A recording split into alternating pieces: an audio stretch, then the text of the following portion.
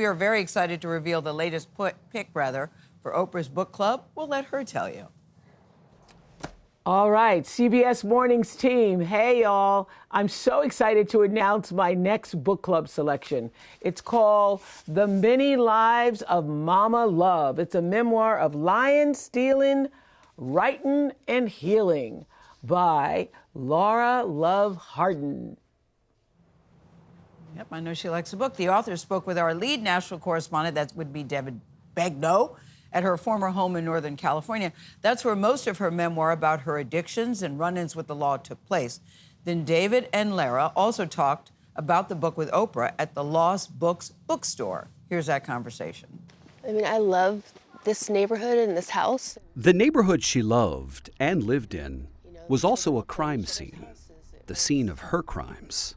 Last time I walked through that door, I was in handcuffs, and I never got to come back to the house again. What Lara Love Hardin did here shattered suburban Aptos, California, where she made headlines as the neighbor from hell.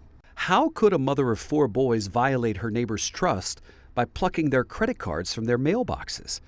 How could she rifle through their parked cars while mothers escorted children into school and then dip into their bank accounts over and over? See that window up there? That was the bathroom of the master bedroom. I was just hiding in there, smoking heroin. Like, that was how small my world was.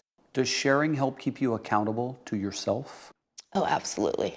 I can see that. Yeah. I think if there's anywhere in my life where I feel like I'm pretending, that's my canary in the coal mine. That's like the trigger warning. That's the red flag that I need to make sure things are on track in my life. In her book, addiction is just part of the story. Do you think, Oprah, we now see the whole story? Well, I think the thing I really appreciated about The Many Lives of Mama Love is that she's still becoming, evolving into the woman she was intended to be. What was it that made this your book club pick? I was turned on by that idea of somebody who has spent their whole life pretending to be somebody else, now writes a book that is the truth of themselves. Her truth was a tangle of 2 failed marriages, a soccer mom and realtor sidelined by her missteps. 15 years as an addict led to 32 felony charges. Theft, bank fraud, falsified signatures, stolen credit cards. The court papers, when you saw them the first time, made you wince. Mm-hmm.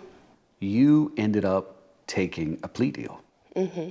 Why? Because I didn't want the next time I saw my children to have them be in their 30s. In 2009, she was sentenced to serve 1 year in the county jail, avoiding state prison, which could have put her far from her boys who were living with her first husband. I would like for you to read what is your favorite passage in the book. I've been a liar and a truth teller, selfish and selfless. I've been smart and stupid. I have hated myself and learned to love myself. There is freedom in owning all the parts of me, the good, the bad, the ugly, and the beautiful. I made the conscious choice to create an identity out of the worst things ever said about me, and now I choose differently. It was always my choice.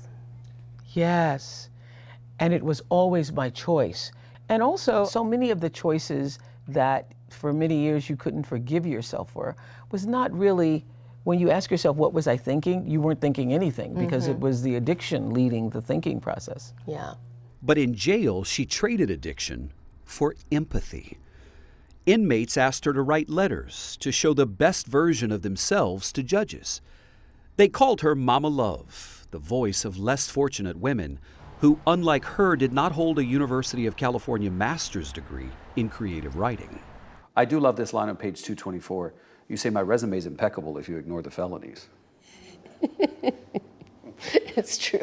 Her talent for writing also rescued her after she left jail and was struggling.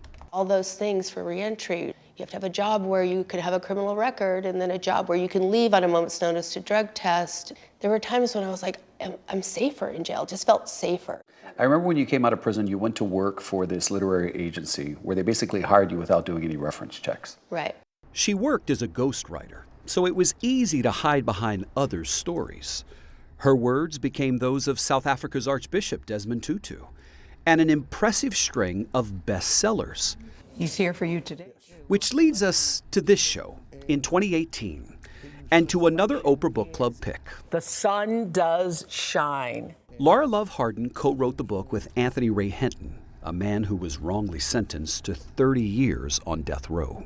And there he is, sitting with Oprah, and you are sitting as someone who is a part of helping him to tell his story. But you have your own story, which you are keeping really deep. I was in a lot of shame and fear that Oprah would find out, and what would she think of me? But now Oprah found out, and look what she thinks of me. Bingo. You know, one of the things that moved me, and I mean, a lot of people don't know this, but I work with women at the California Correctional Institute and have a book club there. You understand the truth of nobody is the worst thing they've ever done. No one is the worst thing they've ever done. Lara, let me tell you, as a 25-year viewer of the Oprah Winfrey Show, one thing I know that the show did so well was you showed us ruin and redemption. Thank you. And I think both are possessed here. Yes, exactly. And I think that's why your book is going to do so well in the world. Lara Love Hardin's story does not end here. Her young boys, now adults, Just thank you, babe. have walked with her every step of the way. As a reader, I wanted to know, I wonder if she still has a relationship with the kids. Yeah, they're amazing. But I think it says a lot about you. I was expecting a chapter on how the ruin led to the ruin of your family. I think the one thing I have done perfectly in my life is make them feel loved. Even when they were visiting me Mother's Day, sitting in the backyard of a jail, I made them feel loved. I didn't love them perfectly because I didn't love myself perfectly, but they felt loved. One of the things that I'm most proud of is I feel like by bearing all of this, I feel like I've stopped this lineage of trauma in my family. And I've turned and I faced the past. And that is the greatest gift and legacy I'm going to leave my children. What a beautiful thing to say, right? Wow. I remember when she was here that day, and I've always thought she was a good writer. I did not know her backstory. That's what I think is so interesting. She didn't want you to know at that time because she was afraid if you found out, there would be rejection associated with it. And I love the passage that she chose to read. But in the green room, you were saying how Oprah found this book. It was I'm in confused. the living room in Hawaii, and she was like, well, how did I get this book? And her book team was like, well, I don't know. It didn't come through the official routes. Somebody gave it to Oprah. She got it somewhere. I know it's very difficult to get into Oprah's house, so I'm Right? very curious. Yeah, very difficult. So I'm very curious how a book just shows up there. That's how it happened. Wow. She It's read it Amazing. and boom. So, you know, so many of us are trying to confront and then seal off some aspect of our past we don't want to carry into our future and for the Yes. future of our family. And so if there's insights in this book for helping people do that, it's going to be for everybody. In sharing your truth, there is freedom. Yeah. Remember that. And I love seeing her with her children, too, and she and Oprah together. Nice. Addressing that duality that we Yeah. all sometimes live in. We all do. David, awesome stuff as Very usual. nice. Thank you.